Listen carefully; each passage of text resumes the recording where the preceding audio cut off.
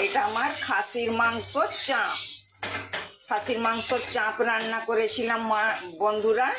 তো অনেকটা চাপ আমার বেঁচে গিয়েছে। তো আমি এই একটা কড়াই বসতে দিয়েছি, কড়াই তেল দিয়ে দিয়েছি, তেল দিয়ে এই চাপটা ঢেকে নেব।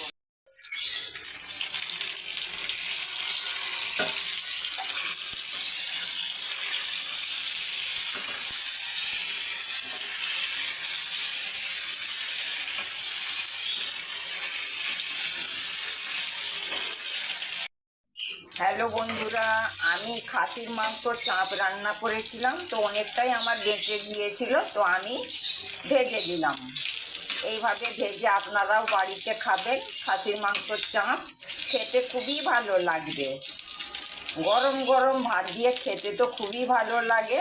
আপনারাও বাড়িতে এইভাবে বানাবেন, আশা করি ভালো লাগবে। আর কেমন লাগলো বন্ধুরা আমাকে কমেন্টে জানাবেন। আর আমার ভিডিওটা ভালো লাগলে প্লিজ বন্ধুরা আমাকে লাইক কমেন্ট শেয়ার করে দিবেন।